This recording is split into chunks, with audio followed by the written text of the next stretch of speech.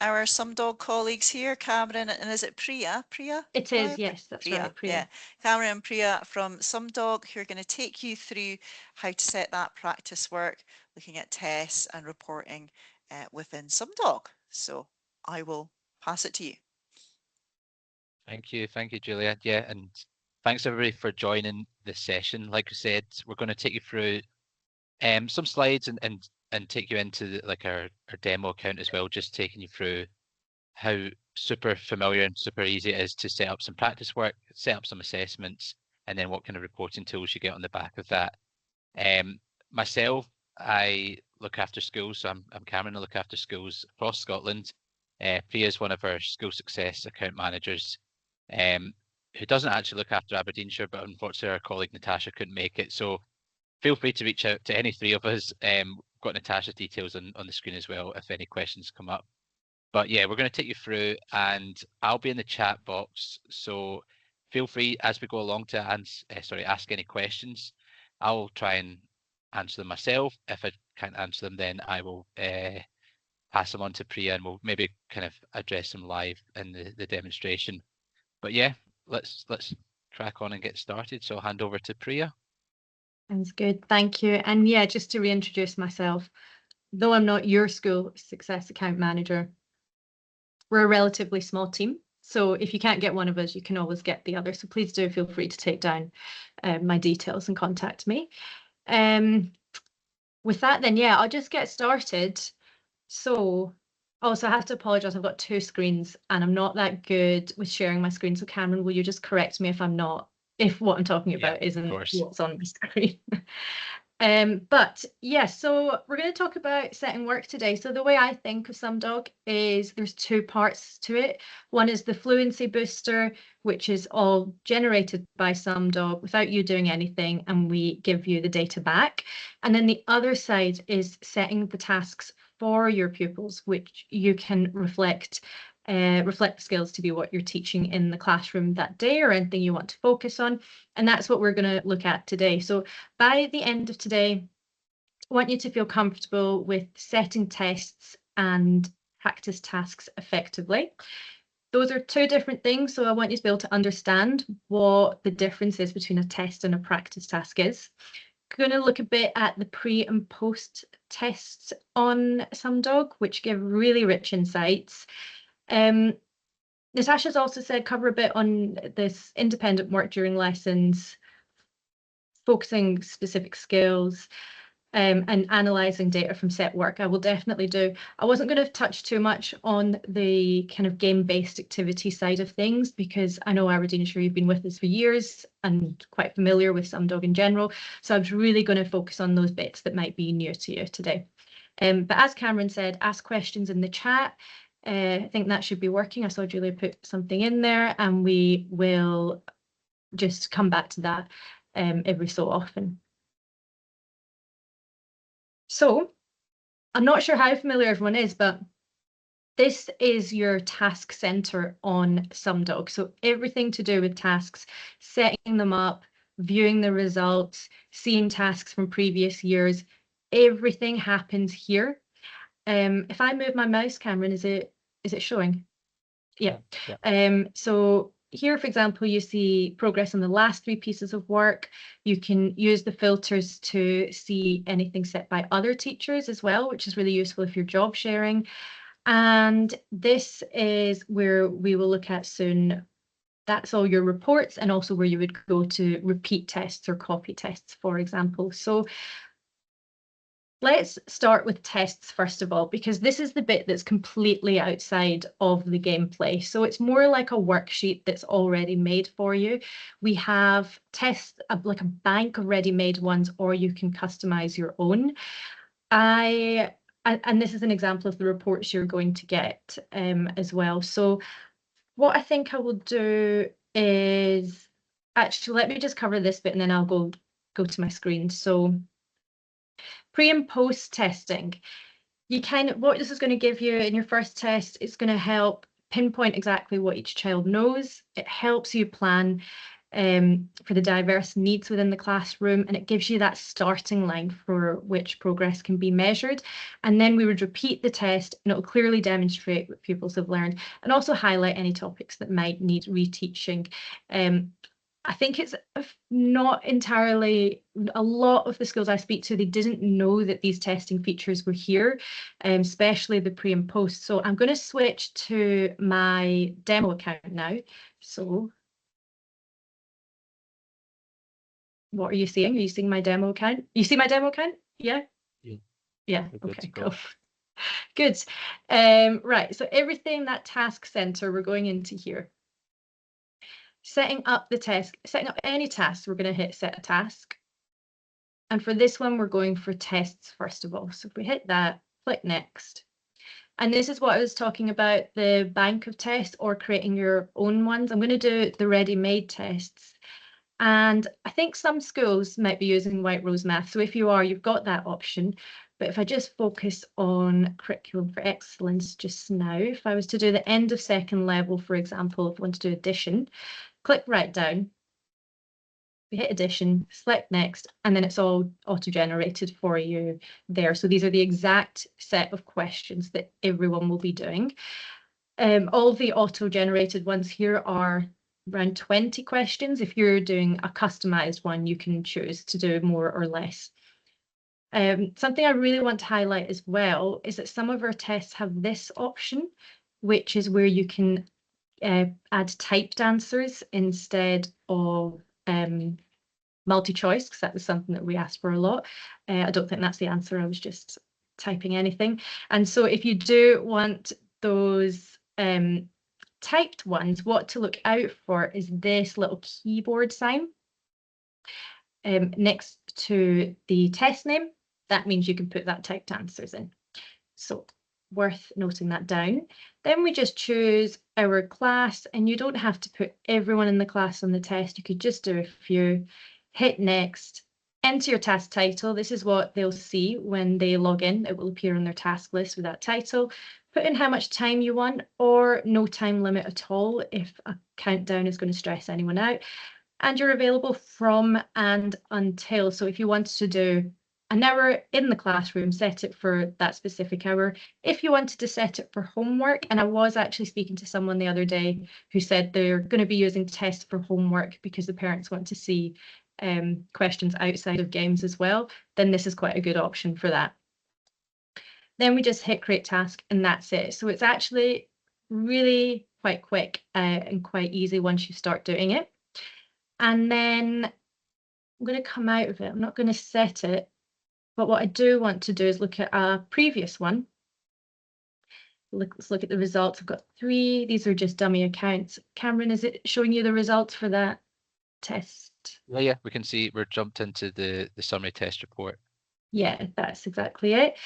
And what's really nice is that it gives you the questions that were answered most incorrectly at the top and breaks it down so you can see what everyone has answered.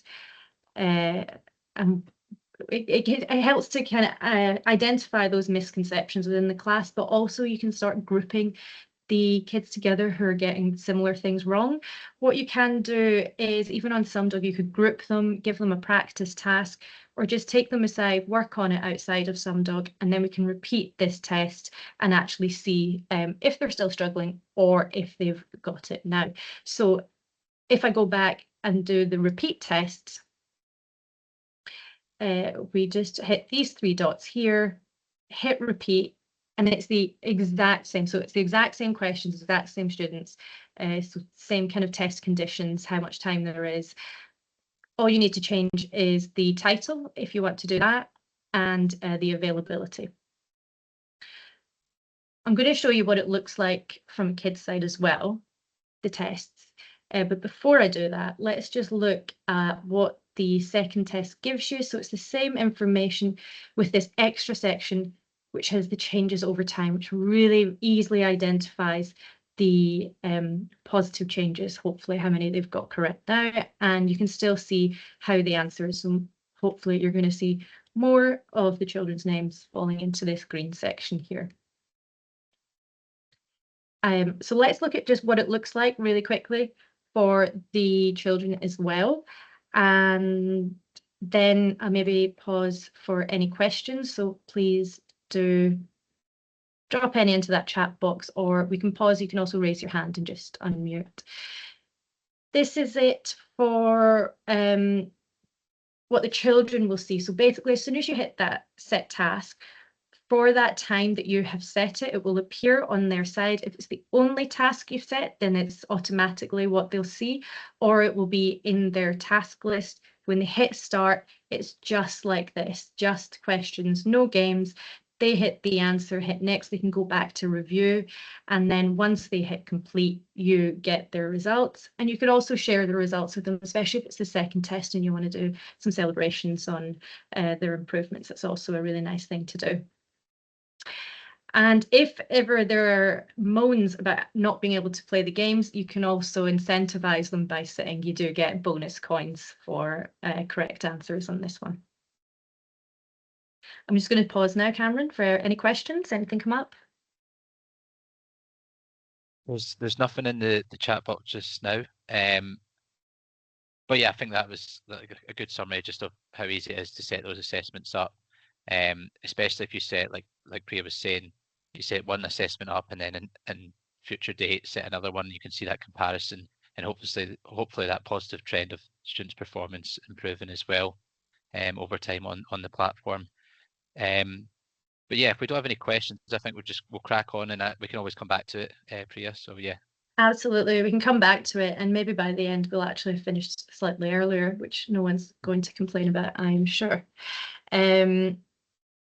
I would quite like to move on to talking about practice tasks. Then I'm just going to stay on my own screen rather than hitting back to that PowerPoint. Again, this is actually really quick to show because it is so easy to set up. So let's go back into setting a task, and this time we're going to choose the practice option.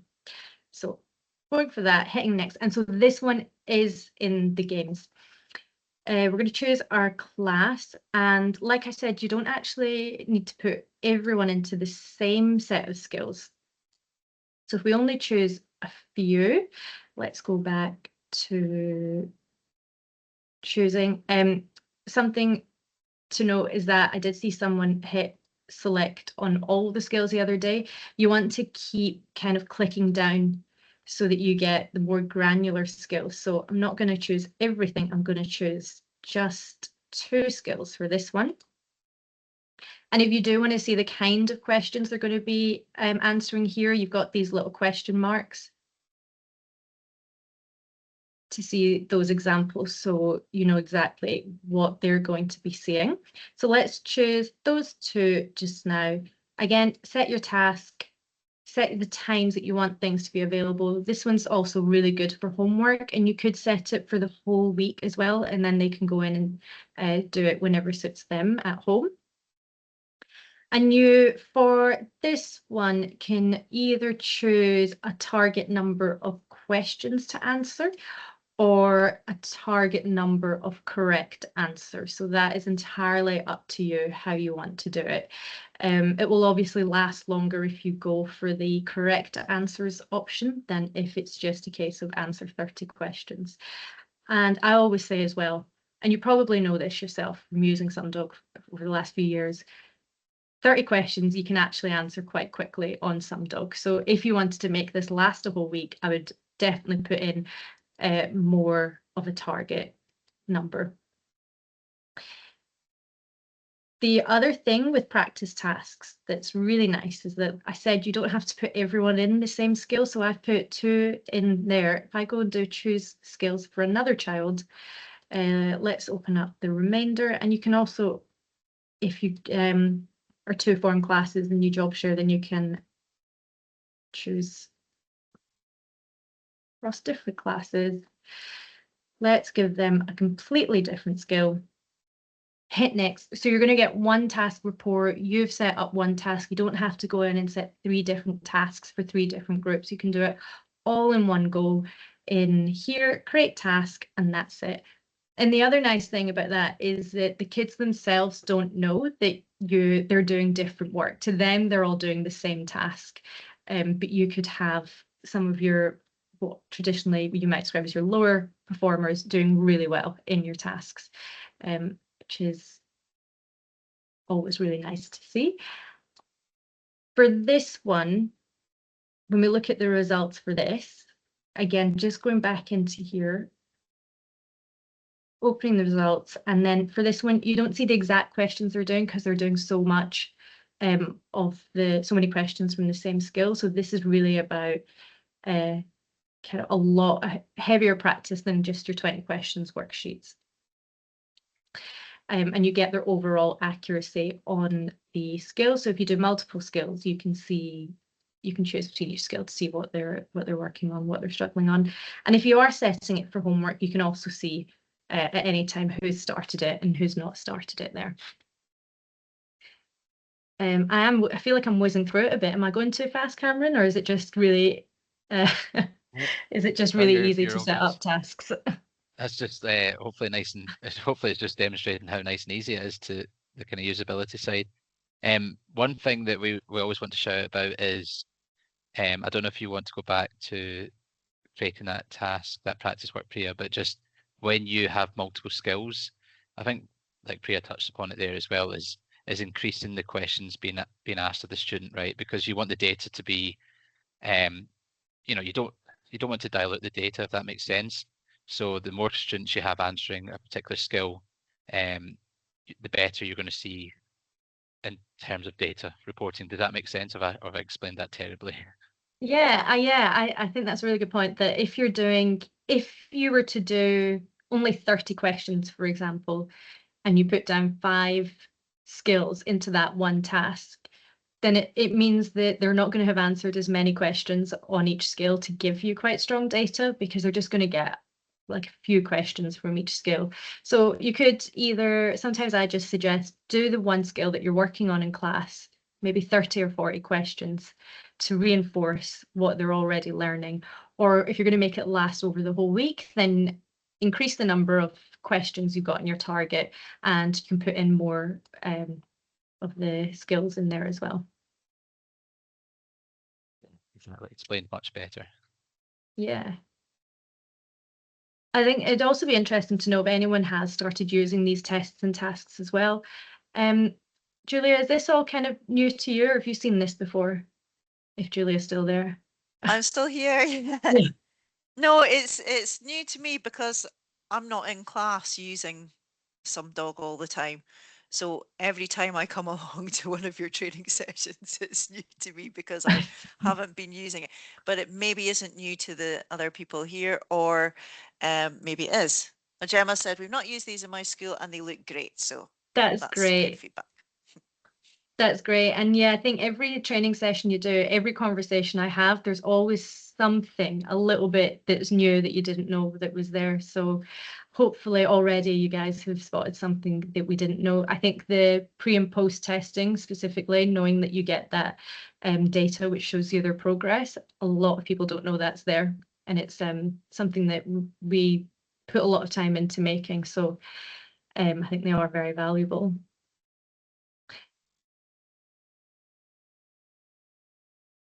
All right, Cameron, what else do you think we should cover in the setting? That was see what else Natasha left us to cover.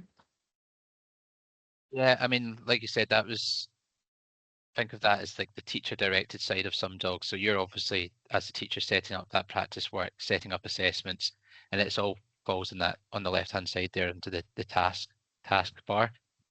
So yeah, super easy to do. And yeah, once those tasks are once you've set those tasks up, you've got all the reporting tools available to you. And like we've hopefully shown, you can see that progress as well when you kind of set up those repeat assessments. So again, super easy to do.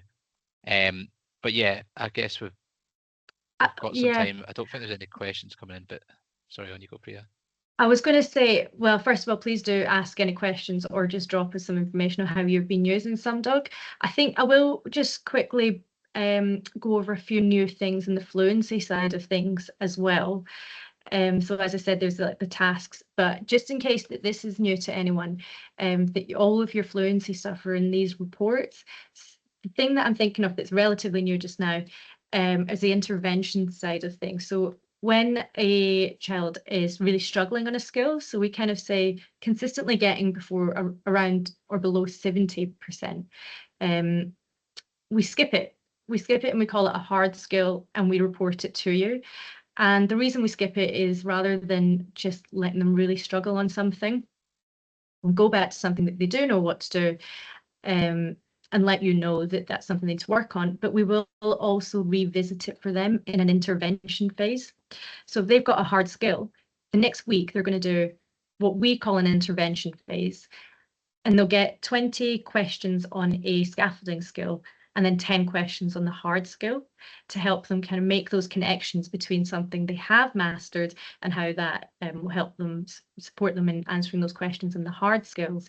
And eventually taking them out of the hard skill, putting it back as a focus skill. But we're very soon going to be releasing a really nice intervention report. It's going to be called, I think, skills worked on, skills to improve, and it will show you their progress through the hard skills that they're working on as well. So that is, look out for that, I think, in the next month or so, because that's going to be a really nice addition to supporting, especially when it is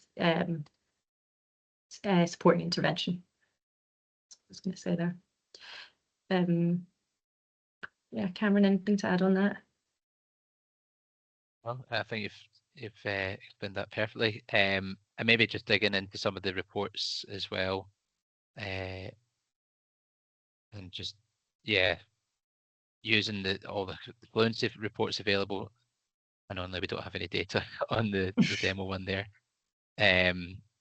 But yeah, the focus of, obviously, if you're using Sumdog for homeworking as well, you can differentiate between seeing what students have spent the time at home and spent the time on Sumdog at school. And then you've got, obviously, what we're looking at here is our fluency focus and the skills that the students are performing well in terms of their accuracy and the questions asked. But yeah, there's lots of reporting data in Sumdog. This is all obviously off the back of students completing their diagnostic and then working through what we call our fluency booster side of Sumdog. Lindsay has just asked a question, Priya, and the question is, are the questions split into the beginning of the first level and end of? Does that make sense? So is this when you're setting a task? I think that is that maybe what we're referring to when we're going to set a task and choosing our skills. We have got the first level, like we have all the first level here, and then everything is linked up to the curriculum as well. So you should be able to recognize which part of which section of the level it is. And then when you're setting tests, let me go back to that one.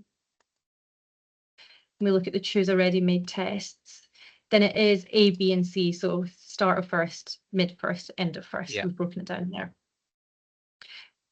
Which is hopefully the answer to that question. Lindsay, just let me know if I've misunderstood what you're asking there, but we do align very closely to the curriculum for excellence. Yeah, being a Scottish company is kind of our proud point. I guess you could, you set your assessments up for, and like consolidating, previous learning. You have your practice work set up kind of week to week, and even week to week basis, you maybe have that multiplication check as well to complete, so the students are just getting repetitive practice on multiplication timetables, and you can do that through Sumdog as well. I don't know if that's been shown before, but maybe you want to just quickly show that, Priya. The multiplication? Yeah, I think just you've got multiplication check down the bottom. And obviously, like week to week, you could just keep this as a repeated practice for students. And then obviously the data should be super easy to see once you've got that populated, that it's color coordinated in the sense of the students are performing well, they're green, and then if they're struggling, it's obviously red, and amber's kind of in between. I was just having a quick look on my side to see if there was any you've got anything there data to show, but Yes, so what we're talking about is the practice task, going into your multiplication tables. You would get this heat map filled in with, like your heat maps will be filled in already with the data. It's just that we've got dummy accounts and just choosing some of the tables. And this is another one actually where you can get typed answers instead of multiple choice if you want, which is really good for the fluency as well. So I know that some people find that they're clicking too fast, so this is a good way to pause that. Yeah, perfect.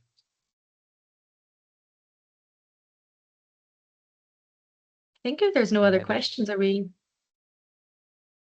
Right. anything else, or Julie, anything that you want to shout out about, or whilst we're online? No, all good. Anyone got any questions that they want to just take themselves off mute and ask our experts here? Anything you want them to go over again? Well, we've got a couple of minutes left.